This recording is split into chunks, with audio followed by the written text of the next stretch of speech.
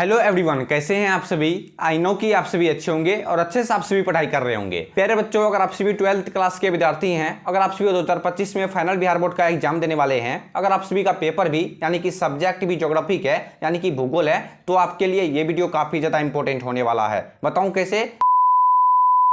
क्योंकि आज के वीडियो में हम सभी 12th क्लास ज्योग्राफी का यानी कि भूगोल का अध्याय 1 से लेकर के अध्याय 2 तक में जितने भी मोस्ट वीवीआई ऑब्जेक्टिव क्वेश्चन है, जिसमें से आप सभी को 2025 के बिहार बोर्ड एग्जाम में जो क्वेश्चन पूछ सकता है, आज के वीडियो में हम सभी वही क्वेश्चन को कवर करेंगे। आई होप कि आप सभी मेरी बातें यहां तक समझ गए होंगे। तो प्यारे बच्चों, अगर आप सभी 2025 बिहार बोर्ड एग्जाम के माध्यम से अपनी मम्मी और पापा का नाम रोशन करना चाहते हैं, ज्यादा से ज्यादा अंक लाना चाहते हैं यानी कि मार्क्स लाना चाहते हैं, अपने दोस्तों को पिछवाना चाहते हैं, तो उसके लिए आप सभी को स्टडी करनी पड़ेगी।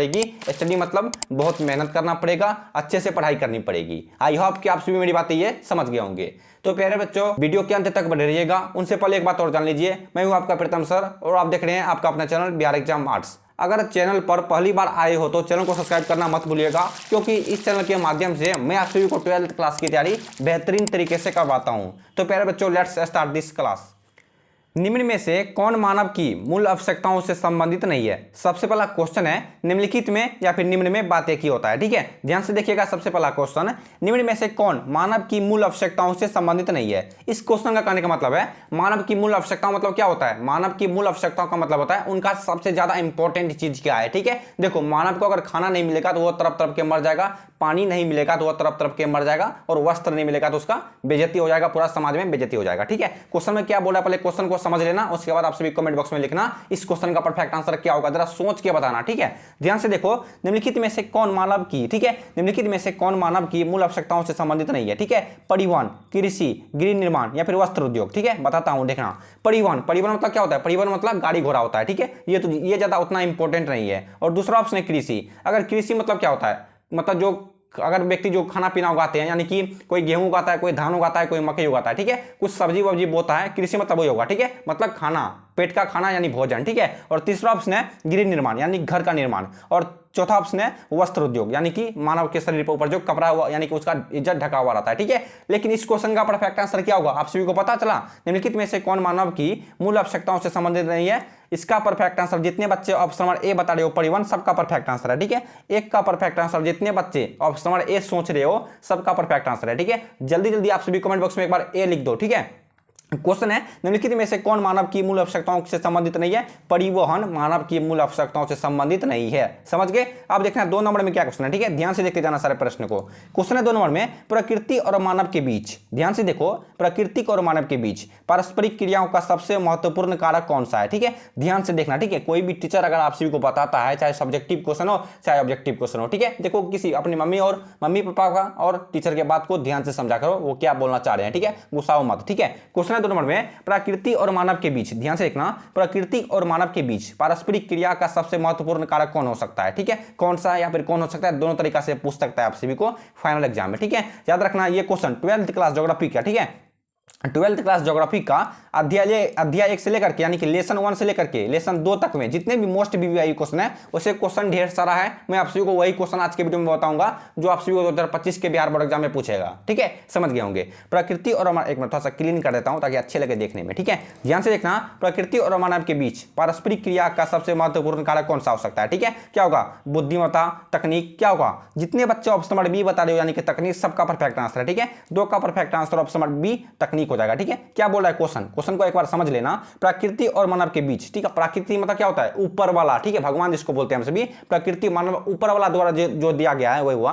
प्रकृति और मानव के बीच पारस्परिक क्रिया का सबसे महत्वपूर्ण कारक तकनीक हो सकता है। ठीक है, याद रखिएगा आप सभी, यही क्वेश्चन पूछेगा, इनसे बाहर क्वेश्चन नहीं पूछेगा। ठीक है, अगर आप सभी को 12th क्लास ज्योग्राफी के, ठीक है, अध्याय 1 से लेकर के अध्याय 2 तक में जो क्वेश्चन पूछ सकता है तो यही से क्वेश्चन पूछ सकता है, अन्यथा कोई क्वेश्चन नहीं पूछ सकता है। ठीक है, अब देखना 3 नंबर में क्या क्वेश्चन है, निम्नलिखित में से कौन विद्वान मानव भूगोल से संबंधित नहीं है? ठीक है, ये जो नीचे में ये सारे विद्वान है, ठीक है, बड़े बड़े विद्वान है, ये अब ये बोल रहा है क्वेश्चन, निम्नलिखित में कौन विद्वान मानव भूगोल से संबंधित नहीं है? ठीक है, हमारे मानव भूगोल से संबंधित कौन विज्ञान नहीं है? बर्ट्रैंड रसल, सबसे पहला ऑप्शन है बर्ट्रैंड रसल और दूसरा ऑप्शन है रेटजेल, तीसरा ऑप्शन है रिटर, चौथा ऑप्शन है इनमें से कोई भी नहीं। ठीक है, जरा सोच के बताइए, जरा सोच के बताइएगा मानव भूगोल से संबंधित विज्ञान कौन नहीं है। ठीक है, वैज्ञानिक कौन नहीं है या फिर विद्वान कौन नहीं है। ठीक है, निम्नलिखित में से कौन विद्वान मानव भूगोल से संबंधित नहीं है। ठीक है, बर्ट्रैंड रसल हो जाएगा। ठीक है, option number a perfect answer है, 3 का परफेक्ट आंसर ऑप्शन नंबर ए बर्ट्रैंड रसल हो जाएगा। ठीक है, ध्यान से जाइएगा, अभी अपने कॉपी में नोट करते जाइएगा। ठीक है, क्वेश्चन है 4 नंबर में, निम्नलिखित में से कौन एक मानव भूगोल से संबंधित नहीं है। ठीक है, क्वेश्चन क्या बोल रहा है, क्वेश्चन ये बोल रहा है निम्नलिखित में से कौन एक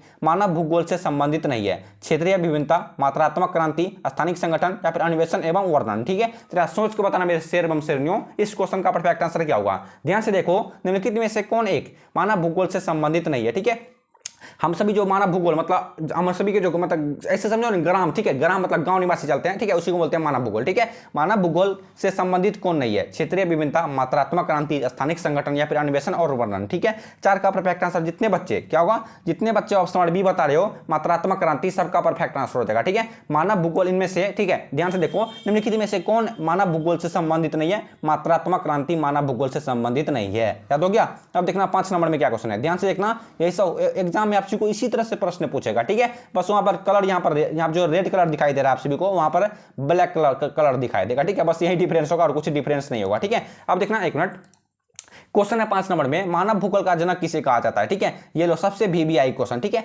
इतना ज्यादा वीवीआई क्वेश्चन, ये क्वेश्चन मानव भूगोल का जनक किसे कहा जाता है। ठीक है, 100% पूछेगा। अगर आप जो टीचर अच्छे से नहीं पढ़ाते हैं उसको भी पूछोगे, सर ये क्वेश्चन पूछेगा 2025 के बिहार बोर्ड एग्जाम में, वो भी बता देगा हाँ ये क्वेश्चन अवश्य पूछेगा। ठीक है, मानव भूगोल का जनक किसे कहा जाता है, स्ट्राबो, टॉलमी, हैकेल या फिर रेटजेल। ठीक है, जरा सोच के बताना, मानव भूगोल का जनक हमसे भी किसे बोलते हैं या फिर विद्वान किसे बोलता है, मानव भूगोल का जनक किसे बोलते हैं। ठीक है, 5 का परफेक्ट आंसर। जितने बच्चे ऑप्शन नंबर डी बता रहे हो सबका परफेक्ट आंसर है रेटजेल को। ठीक है, याद रखिएगा, मानव भूगोल का जनक रेटजेल को कहा जाता है। ठीक है, मानव भूगोल यानी जनक मतलब क्या होता है, मानव भूगोल का जनक, मानव भूगोल का रचना किसने किया, रेटजेल ने किया था, यही बोल रहा है। ठीक है, 5 का perfect answer option number D हो जाएगा। ठीक है, अब देखना 6 नंबर में क्या क्वेश्चन है, संभववाद अवधारणा में किस घटक को महत्वपूर्ण माना गया है। ठीक है, बहुत ज्यादा वीवीआई क्वेश्चन है, मैं इस बात को बार बार नहीं बोलूंगा, मैं 3-4 बार बोल चुका हूं। ठीक है, संभववाद अवधारणा में किस घटक को महत्वपूर्ण माना गया है। ठीक है, चलो ऑप्शन देखते हैं। ऑप्शन है सबसे पहला प्राकृतिक घटक, दूसरा ऑप्शन है मानव निर्मित घटक और तीसरा ऑप्शन है ए और बी दोनों, यानी कि प्राकृतिक घटक और मानव निर्मित घटक दोनों हो जाएगा, और चौथा ऑप्शन इनमें से कोई भी नहीं। ठीक है, एक बार आप सभी क्वेश्चन को एक बार फिर से देख लेते हैं हम सभी। ठीक है,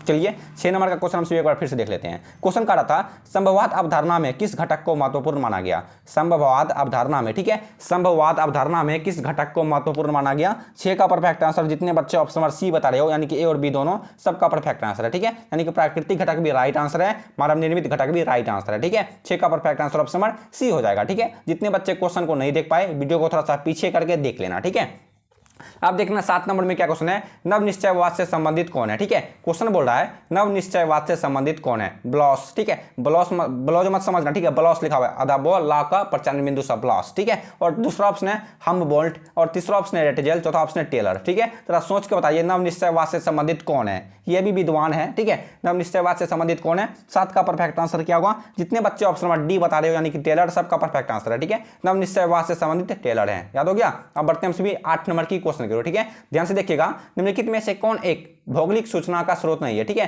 निम्नलिखित में से कौन एक भौगोलिक सूचना का स्रोत नहीं है। ठीक है, यात्रियों के कारण या फिर, ठीक है, दूसरा ऑप्शन है प्राचीन मानचित्र और तीसरा ऑप्शन है चंद्रमा से चट्टानी पदार्थों के नमूने, चौथा ऑप्शन है प्राचीन महाकाव्य। ठीक है, जरा सोच के बताना निम्नलिखित में से कौन एक, ठीक है, निम्नलिखित में से मतलब नीचे जो ऑप्शन दिया हुआ है इनमें से कौन एक भौगोलिक सूचना का स्रोत नहीं है। ठीक है, 8 का परफेक्ट आंसर क्या होगा मेरे शेरनियों, 8 का परफेक्ट आंसर। जितने बच्चे ऑप्शन नंबर ए बता रहे हो सबका गलत आंसर है, जितने बच्चे ऑप्शन नंबर डी बता रहे हो सबका परफेक्ट आंसर है प्राचीन महाकाव्य। ठीक है, इनमें से प्राचीन महाकाव्य भौगोलिक मतलब भौगोलिक सूचना का स्रोत नहीं है। याद हुआ, प्राचीन महाकाव्य भौगोलिक सूचना का स्रोत नहीं है। ठीक है, अब देखना 9 नंबर में क्या क्वेश्चन है, क्वेश्चन है कौन सामाजिक भूगोल का उपक्षेत्र नहीं है। ठीक है, आप सभी को क्लास में याद हो रहा है कि नहीं क्वेश्चन, क्लास में आप सभी को क्वेश्चन याद हो रहा है कि नहीं, आप सभी बताओ मुझे कमेंट बॉक्स में यस और नो में, नहीं तो मैं आप सभी को फिर से बताऊंगा। ठीक है, अगर आप सभी बताओगे याद होता है कि नहीं होता है उसके बाद ही मैं कुछ कर पाऊंगा।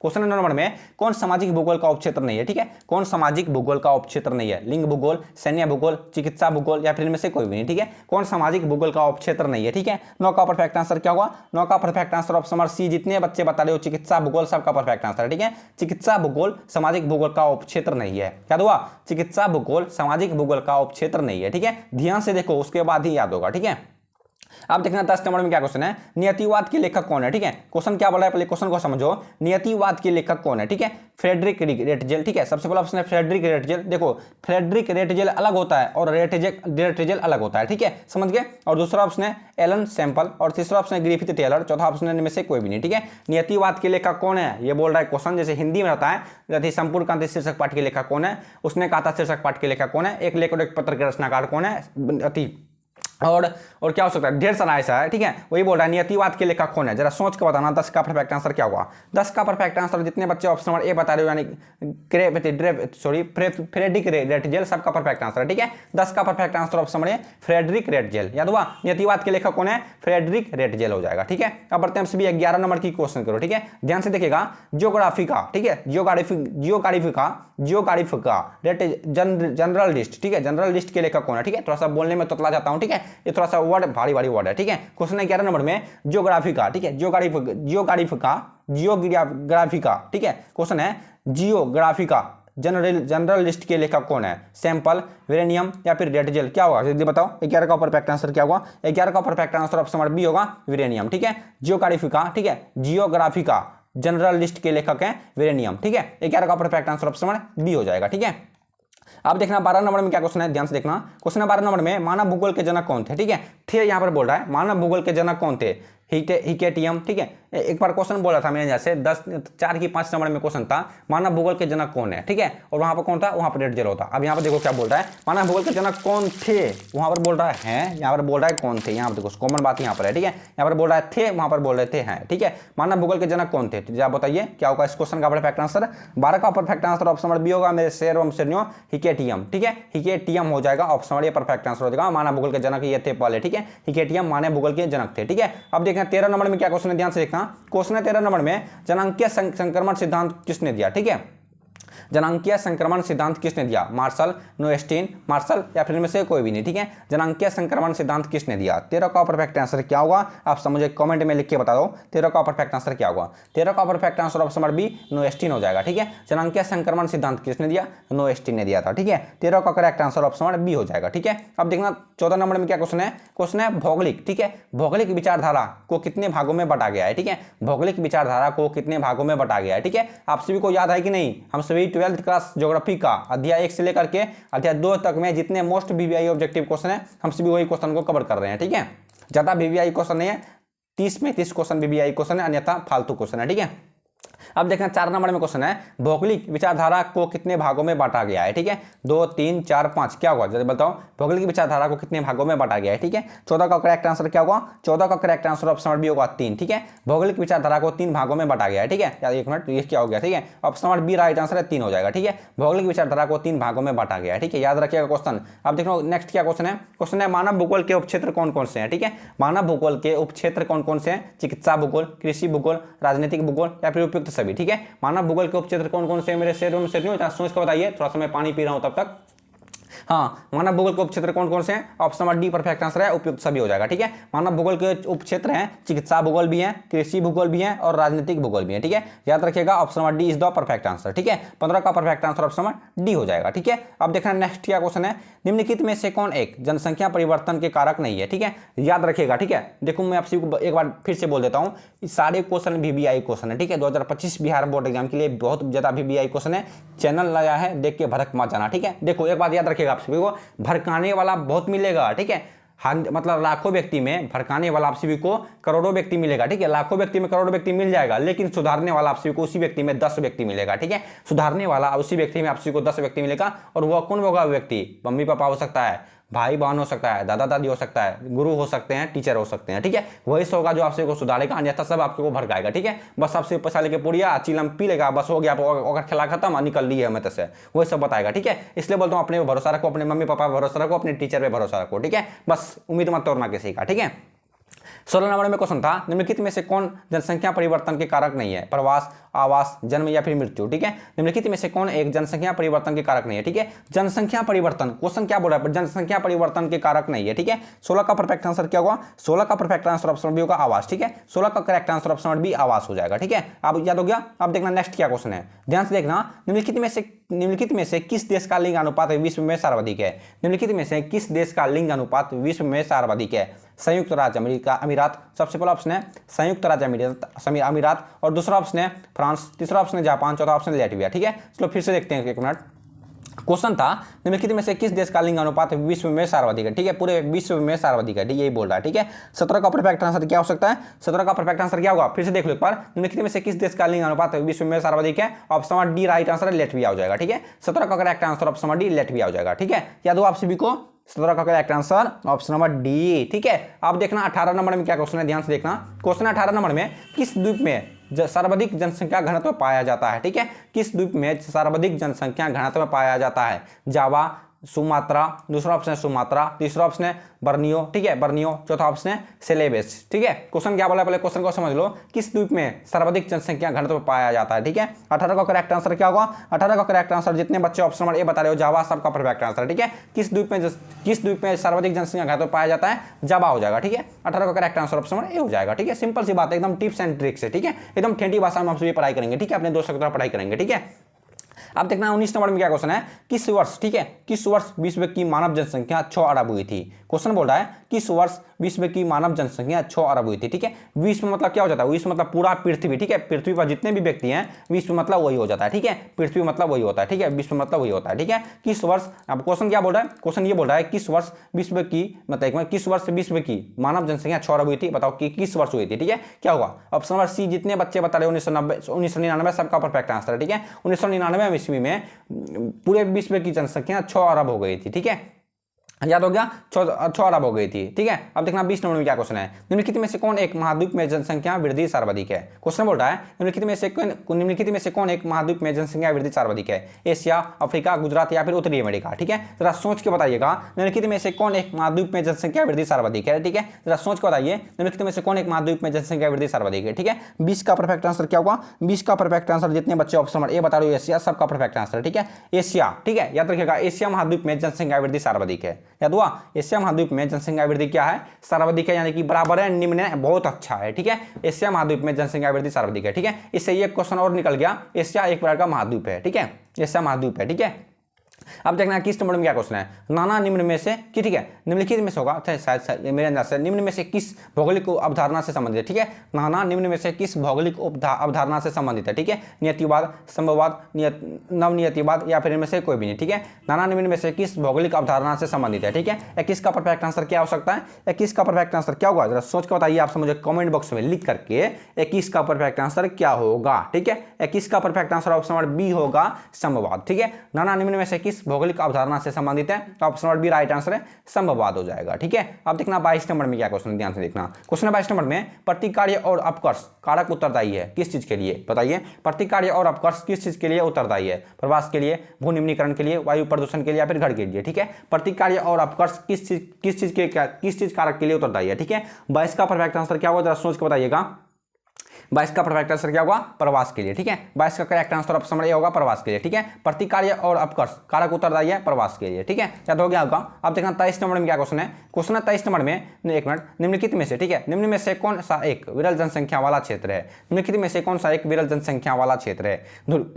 सबसे पहला ऑप्शन है ध्रुवीय प्रदेश, दूसरा ऑप्शन है भूमध्य रेखीय प्रदेश, तीसरा ऑप्शन है दक्षिण पूर्वी एशिया, चौथा ऑप्शन में से कोई भी नहीं। ठीक है, जरा सोच के बताइए, निम्नलिखित में से कौन एक विरल जनसंख्या वाला क्षेत्र है? ठीक है, तो इसका परफेक्ट आंसर क्या होगा? तो इसका परफेक्ट आंसर ऑप्शन नंबर ए होगा, ध्रुवीय प्रदेश। ठीक है, तो इसका करेक्ट आंसर ऑप्शन नंबर ध्रुवीय प्रदेश हो जाएगा। ठीक है, निम्नलिखित में से कौन एक विरल जनसंख्या वाला क्षेत्र है? ध्रुवीय प्रदेश हो जाएगा। ठीक है, अब देखना 24 नंबर में क्या क्वेश्चन है, विश्व में सबसे अधिक जनसंख्या वाला देश कौन सा है? ठीक है, विश्व में सबसे अधिक जनसंख्या वाला देश कौन सा है? भारत, चीन, अमेरिका, मुंबई। ठीक है, इस क्वेश्चन का कहने का मतलब क्या है? आप सभी को पता है इस क्वेश्चन का कहने का मतलब क्या है? इस क्वेश्चन का कहने का मतलब है पूरे विश्व में, पूरे पृथ्वी पर सबसे अधिक जनसंख्या वाला देश, जहां पर सबसे अधिक व्यक्ति रहते हैं। ठीक है, देखो इस क्वेश्चन में दो तरह का डाउट हो सकता है आप सभी को। ठीक है, देखो अगर आप सभी को जहां पर भारत दिखाई दे, मैंने दोनों ऑप्शन लिख दिया है, जहां पर आप सभी को सिर्फ भारत दिखाई दे, आप सभी को भारत में टिक मारना है। ठीक है, क्योंकि 2024 आते आते पूरे विश्व में सबसे ज्यादा जनसंख्या भारत में अभी देखने के लिए मिल रहा है। ठीक है, लेकिन आप सभी को ये क्वेश्चन पूछ देगा अगर 2025 के बिहार बोर्ड एग्जाम में, तो आप सभी को उसमें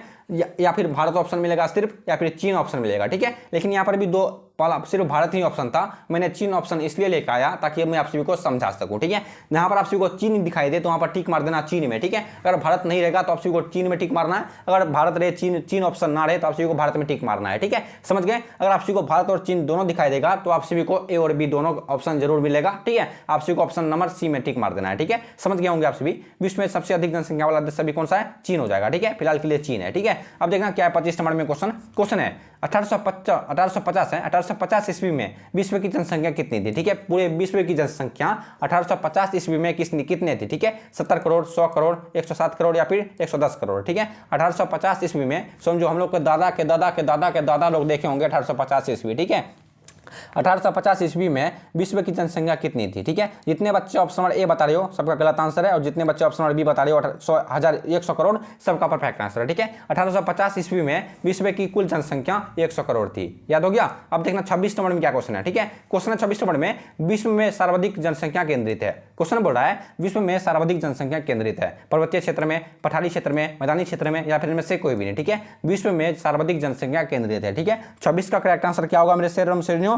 26 का करेक्ट आंसर क्या होगा? 26 का correct answer option number C होगा, मैदानी क्षेत्र में, ठीक है। विश्व में सर्वाधिक जनसंख्या केंद्रित है मैदानी क्षेत्र में, याद हो गया। विश्व में सर्वाधिक जनसंख्या केंद्रित है मैदानी क्षेत्र में हो जाएगा, ठीक है। आप देखना 27 नंबर में क्या क्वेश्चन है, ज्यादा क्वेश्चन नहीं है, ठीक है, कम क्वेश्चन है, जो क्वेश्चन बीबीआई क्वेश्चन है, ठीक है। तो अगर आप सभी को बता दिया ना मैंने 12th क्लास ज्योग्राफी का अध्याय 1 से लेकर के अध्याय 2 तक में अगर आपसे क्वेश्चन पूछेगा 2025 के बिहार बोर्ड एग्जाम में तो यही क्वेश्चन पूछेगा, इनसे बाहर क्वेश्चन नहीं पूछेगा, ठीक है। जर्मनी का वार्षिक जनसंख्या वृद्धि दर कितनी है, ठीक है। जर्मनी का वार्षिक जनसंख्या वृद्धि दर कितनी है? 3.6, दूसरा ऑप्शन है 2.8, तीसरा ऑप्शन है -0.1 और चौथा ऑप्शन है 6 मतलब 6.3, ठीक है। क्वेश्चन बोल रहा है जर्मनी की वार्षिक जनसंख्या वृद्धि दर कितनी है, ठीक है। Option number C right answer है -0.1, याद हुआ। जर्मनी की वार्षिक जनसंख्या वृद्धि दर कितनी है? -0.1 हो जाएगा, ठीक है। अब देखना 28 नंबर में क्या क्वेश्चन है। क्वेश्चन 28 नंबर में भारत की वार्षिक जनसंख्या वृद्धि दर कितनी है, ठीक है। क्वेश्चन है भारत की वार्षिक जनसंख्या वृद्धि दर कितनी है? 2.0, 1.7, सब दूसरा ऑप्शन है 1.7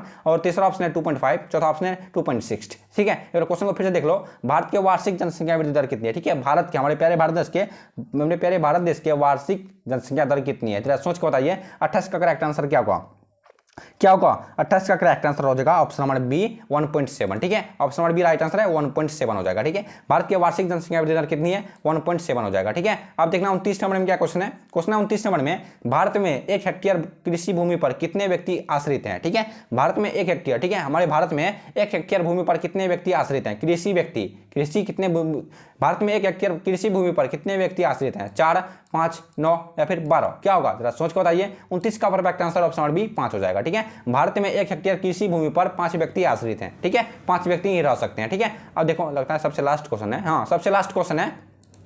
रूस को छोड़कर यूरोप के 40 स्वतंत्र देश में सम्मिलित रूप से कितने लोग रहते हैं? क्वेश्चन बोल रहा है रूस को छोड़कर यूरोप के 40 स्वतंत्र देश में सम्मिलित रूप से कितने व्यक्ति यानी कितने लोग रहते हैं या फिर कितने व्यक्ति रहते हैं, दोनों बातें की होता है, ठीक है। 50 करोड़, 60 करोड़, 70 करोड़ या फिर 95 करोड़, ठीक है। आप सभी को पता है इस क्वेश्चन का राइट आंसर रूस को छोड़कर यूरोप के 40 स्वतंत्र देश में सम्मिलित रूप से कितने लोग रहते हैं, ऑप्शन ए राइट आंसर है 50 करोड़ हो जाएगा, ठीक है। समझ गए। आई होप कि आप सभी को मेरे द्वारा बताए गए सारे क्वेश्चन याद हो गया होगा, ठीक है। आज के वीडियो में हम सभी क्वेश्चन कवर किए 12th क्लास ज्योग्राफी का अध्याय 1 से लेकर के अध्याय 2 तक, यानी कि सबसे पहला चैप्टर का नाम क्या है?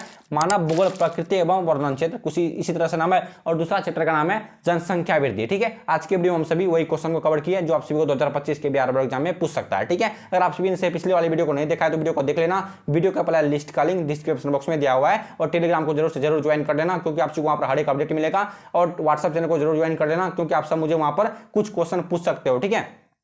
और व्हाट्सएप ग्रुप का नंबर भी दिया हुआ है, और आप उस पर आप सभी जाकर के SMS करके आप सभी बता देना आप सभी को क्या दिक्कत है और क्या दिक्कत नहीं है, ठीक है। अगर आप सभी व्हाट्सएप ग्रुप में जुड़ना चाहते हो अपना नाम और SMS जरूर SMS कर देना व्हाट्सएप नंबर पे, ठीक है। समझ गए। तो मिलेंगे नेक्स्ट वाले वीडियो में, तब तक के लिए बाय बाय।